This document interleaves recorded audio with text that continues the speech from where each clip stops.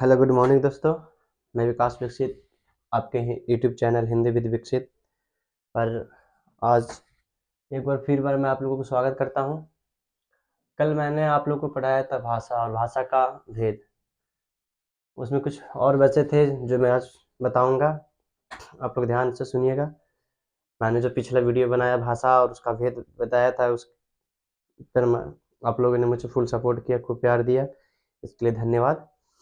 आज हम लोग लेते हैं भाषा के बारे में। हम लोग कल पढ़े थे उसका भेद वगैरह, लेकिन भाषा में प्रमुख हमारा जो हिंदी भाषा है उसके बारे में अच्छे से हम लोग जानेंगे कि कब क्या कैसे हुआ, भाषा को कब राजभाषा बनाया गया, कब संविधान में उसको दर्जा मिला और वो कहाँ से आया, कैसे आया, अनुच्छेद वगैरह जानते हैं। उसके बाद थोड़ा सा हम लोग लिपि पढ़ेंगे। तो थोड़ा सा हम लोग कल की बात याद दिला देते हैं।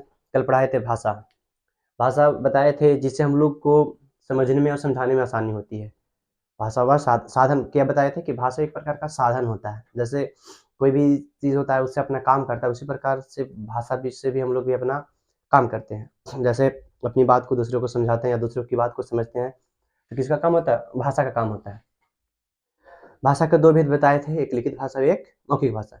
उसमें से बताए थे लिखित भाषा जो लिखकर समझते हैं, पढ़ के समझते हैं, नहीं लिखकर समझते हैं, समझाते हैं और पढ़कर समझते हैं, वो लिखित भाषा बताए थे। जैसे बताए थे ये अखबार हो गया, बुक हो गया, ये न्यूज़पेपर हो गया, ये सब क्या बताए थे? लिखित भाषा में बताए थे। और ये भी बताए थे कि लिखित भाषा जो होता है सुरक्षित होता है और अस्थायी होता है। ये बिना मतलब बिगाड़े वगैरह नहीं बिगड़ता। जब तक इसे हम लोग छेड़छाड़ नहीं करेंगे तब तक इसे कुछ नहीं होगा। लेकिन मौखिक भाषा में हम लोग बताए थे वैसा भाषा जिससे हम लोग बोल के समझाते हैं और सुन के समझते हैं। जैसे मैं आप लोगों को बोल के समझा रहा हूँ, आप लोग सुन के हमारी बात को समझ रहे हैं। इतनी जो क्लास लिए वो किसके माध्यम से? आप लोग मौखिक भाषा के माध्यम से लिए, यानी कि बोल के समझाना और सुनकर समझना, यही मौखिक भाषा है। जैसे न्यूज़ बताए थे, टीवी देखना, मूवी देखना, म्यूजिक सुनना, ये सब क्या बताए थे? एक मिनट थोड़ा सा रुक जाइएगा।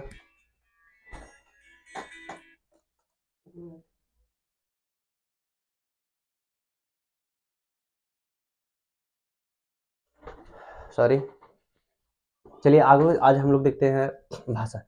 देखिए भाषा में हम अब बता दिए थे उसका भेद, लेकिन आज जानते हैं कि भाषा, देखिए हमारा जो भाषा है ना संविधान की 8वीं अनुसूची में शामिल किया गया।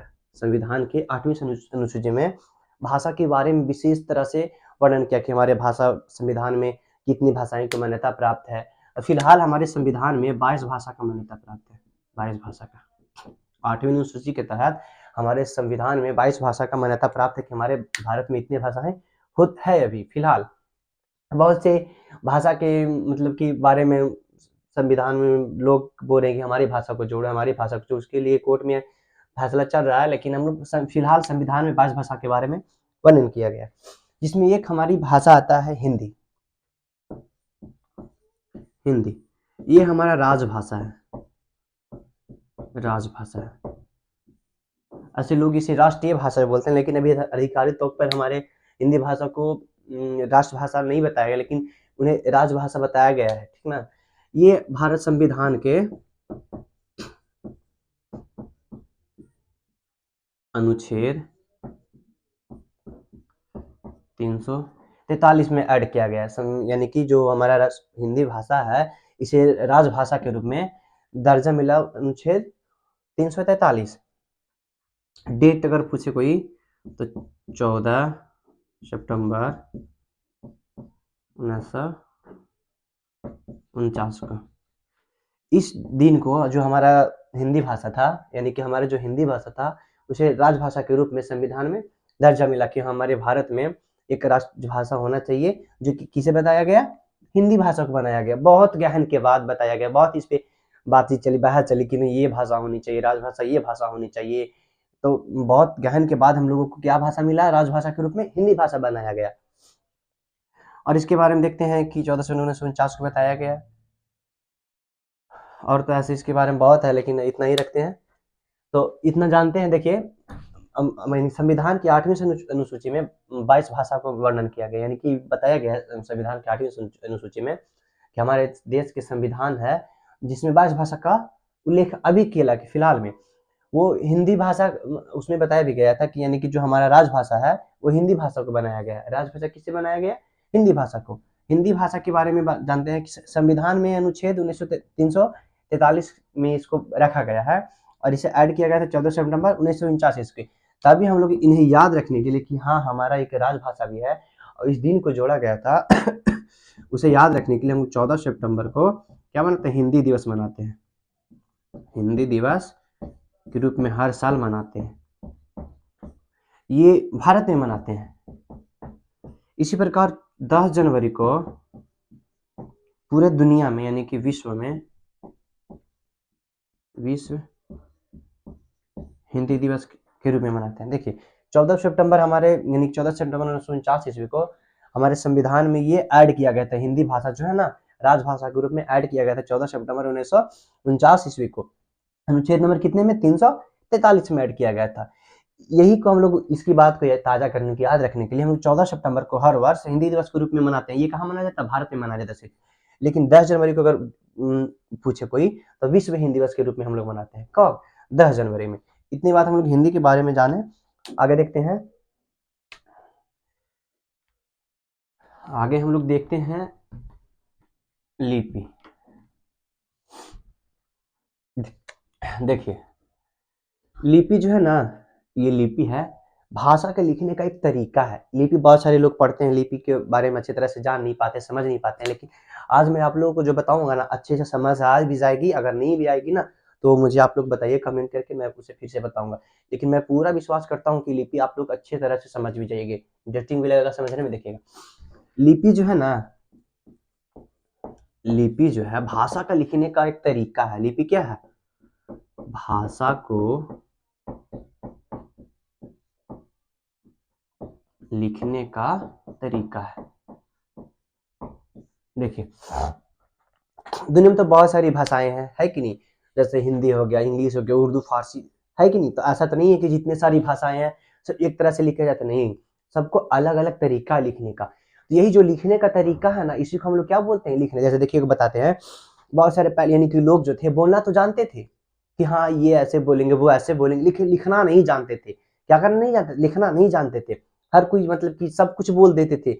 और वही बात एक बार बोल, जैसे कोई वस्तु है, जैसे मानते हैं यहाँ खाना है ना, थाली मानते हैं, पर उसके रखा है तो लोग इसे एक बार क्या बोले, खाना। लेकिन जब इसी बात को दोबारा बोलना चाहे कुछ दिनों के बाद, इसे भूल गया कि हाँ इसे क्या खाना कहते थे। तो यही बात को याद रखने के लिए वो क्या किया, लिखना स्टार्ट चाहा, सोचा कि मैं इसे लिख के रख दूं कि ताकि मैं भूल नहीं पाऊँ बाद में। तो ये जो था ना, वो इसको लिखने का एक तरीका ढूंढा कि कैसे लिखूं कैसे लिखूं। तो यही जो खाना था इसे सोचा लोग कि लिखते हैं। तो पहले के लोग जो था ना, एक ऐसे खाना में ऐसे क्या दिए, चिन्ह दिए। क्या, यानी कि इतना समझिएगा, लिपि जो है भाषा लिखने का एक चिन्ह है। क्या है, चिन्ह है। तो लोग सोचा ना कि चलो खाना है भाई तो ऐसे लिखते हैं, हम लोग क्या लिखते हैं, ऐसे लिखते हैं। और जब एक बार ऐसे लिख लिए तो उसे हमेशा याद रखने की, नहीं जी देखो अगर किसी को भी खाना लिखना है तो इस तरह से लिखना, अगर खाना में खा देना है तो ऐसे देना है, ना देना है तो ऐसे देना है। तो ये क्या हुआ, ये तो भाषा हो ही गया हिंदी वाला।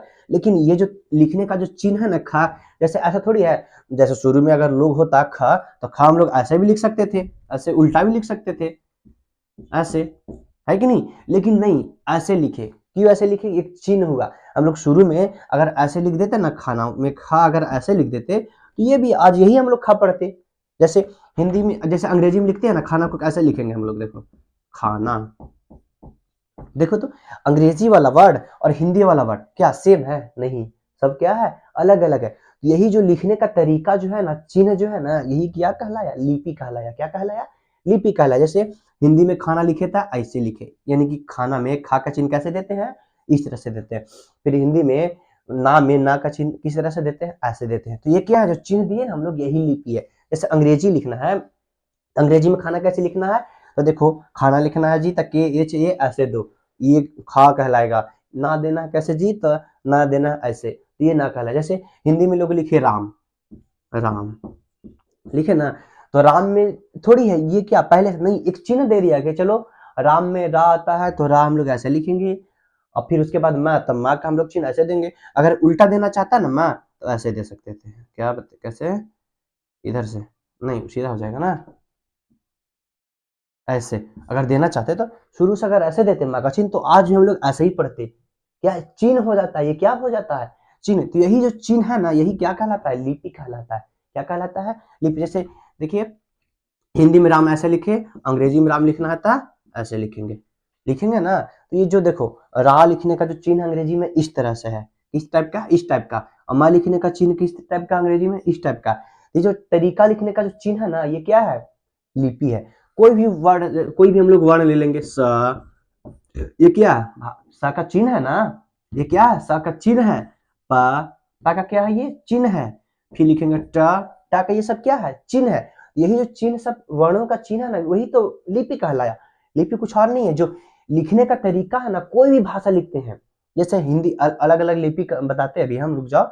जैसे हिंदी लिखते हैं तो देवनागरी लिपि में लिखते हैं, तो अलग अलग जो भाषाओं का लिपि है ना, वो एक प्रकार का क्या है, चिन्ह है। ऐसे देखिए हम लोग अंग्रेजी में क्या स, ऐसे हिंदी में स कैसे लिखे, इस तरह से लिखे। तो अगर हिंदी में स लिखना है तो ऐसे लिखते हैं। तो देखिए हिंदी का चिन्ह तो स ऐसे है, और अंग्रेजी में स का चिन्ह कैसे, ऐसे है। तो ये क्या है, जो चिन्ह है, ये सब क्या, जो वर्ण है ना, लेटर जो है ना, उसका एक तरीका का ये चिन्ह है। यही जो चिन्ह है ना, ये क्या कहलाया, लिपि कहलाया। क्या कहलाया, लिपि। पा लिखना है था तो अंग्रेजी में ऐसे लिखते हैं पा, टा लिखना है तो अंग्रेजी में ऐसे लिखते हैं टा। ये क्या है, चिन्ह है ना। पहले के लोग एक बार उसको नियम बना दिए कि अरे ऐसे लिखना, अंग्रेजी में सा लिखना तो इस तरह से लिखना, अंग्रेजी में पा लिखना था इस तरह से लिखना, अंग्रेजी में टा लिखना तो इस तरह से लिखना। तो ये जो चिन्ह निर्धारित कर दिया, क्या कर दिया, यानी कि चिन्हों के लिए जो चिन्ह था निर्धारित कर दिया, क्या कर दिया गया, निर्धारित। निर्धारित करने का मतलब वो तय कर दिया गया कि ये है जो ऐसे ही लिखा जाएगा। और एक बार जब ऐसे लिखा जाएगा तो सब कोई ऐसे लिखेगा। ऐसा नहीं ना कि वो था ना तो कुछ और पा, पा ऐसे लिखा और मैं लिखूंगा तो पा इसे लिखूंगा ऐसे, पा कोई मतलब है नहीं, गलत हो जाएगा ना। अगर पा लिखना है तो हर कोई ऐसे, अगर टा किसी ने ऐसे लिखा और मैं लिख दूं ऐसे टा, जो मन चाहेगा वो लिखेगा तो क्या पढ़ने में आसानी होगी, पढ़ने में आसानी क्या, पढ़ ही नहीं पाएगा, वो कुछ और जानेगा वर्ण और मैं कुछ और जानूंगा वर्ण, तो क्या नहीं पढ़ पाओगे ना। तो ये क्या चिन्ह निर्धारित कर दिया, क्या कर दिया गया, चिन्ह निर्धारित। तो वही जो निर्धारित चिन्ह है ना, वही जो वर्णों का, और हर यानी कि सब भाषा में जो वर्णों का निर्धारित चिन्ह है ना, वही क्या कहलाया, लिपि कहलाया। क्या, लिपि कहलाया। जैसे हम लोग हिंदी का लिपि क्या देखते हैं, देवनागरी। अंग्रेजी का लिपि क्या देखते हैं, रोमन। उर्दू का लिपि क्या देखते हैं, ये फारसी। हर भाषा का अपना अपना लिपि होता है। आगे देखते हैं हम लोग। देखिए लिपि मैं लिख देता हूँ कुछ। हिंदी भाषा इधर लिखते हैं भाषा, और इधर लिपि।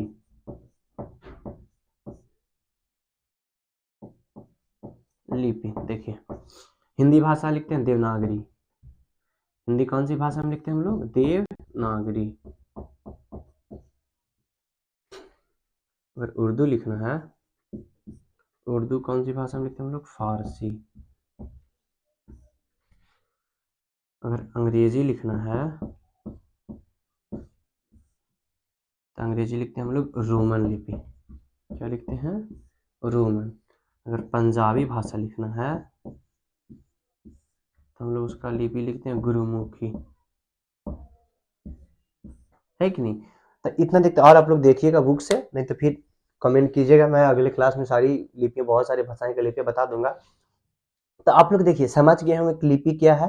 जैसे जैसे मतलब कि ये पंजाबी में नहीं लिखना आता है, उर्दू अगर लिखना आता तो मैं ये भी बता देता, लेकिन जैसे हम लोग हिंदी लिखना आता है तो हिंदी लिख के बताए ना, अंग्रेजी लिखना आता है लिख के बताए कि नहीं। यानी कि लिपि बता दिए कि जो लिपि था ना भाषा, उसको निर्धारित कर दिया गया चिन्ह, कि एक बार ऐसे जब लिख दिए हैं तो उसको हमेशा ऐसे ही लिखना होता। लेकिन बहुत सारे ऐसे ऐसे जो वर्ण होते हैं धीरे धीरे उसे चेंज किया जाता है। जैसे देखिए ख था ना, तो पहले के लोग ख ऐसे लिखा करते थे, ऐसे, है कि नहीं।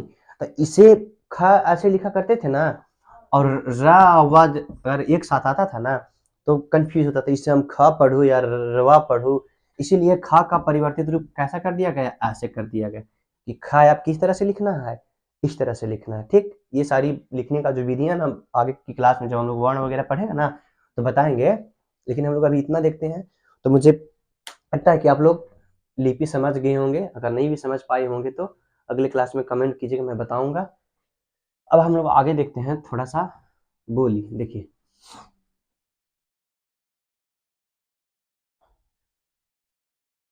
देखिए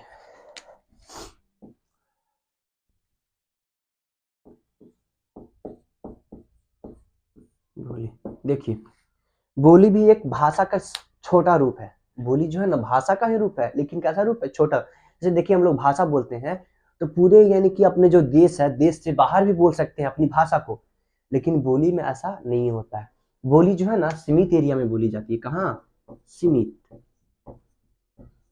सीमित कहने का मतलब जैसे आप लोग गांव से बहुत सारे लोग होंगे तो गांव की भाषा बोलते हैं ना, पापा खाना खा ला, पानी पी ला, कहाँ जाए रे, का कर रहे रे, ये सब क्या एक बोली है? क्या ये सब बोली? ये कोई भाषा नहीं है। ऐसा नहीं ना कि अपने गांव में भी बोलते होंगे पापा के साथ, पापा खाना खा ला, मम्मी खाना खा ला, दोस्त यार कहाँ जा रहा है, कहाँ जा रहा नहीं रे, क्या कर रहे नहीं रे, ये सब क्या भाषा नहीं है ना, ये बोली है। क्योंकि ऐसा अपने एरिया में बोलते हैं ये सारी बातें। ऐसा तो नहीं है कि आप कहीं और भी जाते होंगे तो यही बातें बोलते होंगे, नहीं, वहां पे शुद्ध हिंदी बोलते होंगे। तो ये भाषा, लेकिन ये जो बोलते हैं ना हम लोग, ये सब क्या है? बोलिए। इसका कहने का मतलब होता है बोली कि ये सीमित क्षेत्र में बोली जाती है। सीमित क्षेत्र, ये अपने आप उत्पन्न हो जाता है। ऐसा नहीं है कि भाषा का कोई खोज होता है कि नहीं? जैसे हिंदी भाषा इसका खोज ना हुआ, ऐसा नहीं ना है कि अपने आप इसका खोज हुआ, ठीक ना? ये जो था ना यूरोपियन, जो ईरानी लोग थे ना, भाषा जो हिंदी है ना, ईरानी मुसलमानों पहले पहले हिंदी का नाम दिए थे। इसका अलग कहानी है, बताएंगे कभी क्लास में हिंदी के। लेकिन जो हम लोग बोली पढ़ेंगे ना, तो बोली में सिर्फ जानते हैं इतना है कि हम लोग सीमित क्षेत्र में बोलते हैं। जैसे बोली में बहुत सारा सारा आता है, जैसे देखो आता है क्या? भोजपुरी। ये क्या है? एक बोली है कि नहीं? बोली है, लेकिन इसे अब हाईकोर्ट में इसे मतलब कि मांग की जा रही है कि इसे भाषा का दर्जा मिला जाए, लेकिन अभी तक मिला नहीं है। ये क्या बोली है? मगही, ये क्या है?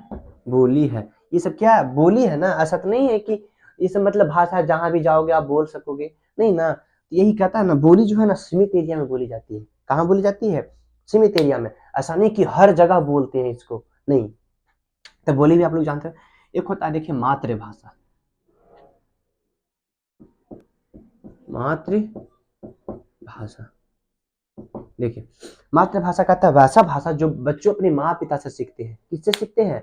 माँ पिता से। जैसे आप लोग रहते होंगे गांव में, तो तुम्हारे माता पिता जो भाषा बोलते हैं ना, वो आप लोग सीखते हैं कि नहीं? तो वही क्या कहलाता है? मातृभाषा। यानी कि जो बच्चा माता पिता से सीखता है, यानी कि अपने गांव भाई बहन माता पिता जिससे भी सीखे, माता पिता भाई बहन से सीखता है, ठीक ना? एक तो हमारा ऐसा कहा जाता है जो संस्कृत हमारा मातृभाषा है। संस्कृत क्या है? हमारा मातृभाषा। लेकिन इस मातृभाषा के बारे में नहीं, एक मातृभाषा होता है, व्याकरण में इसको भी पढ़ना होता है।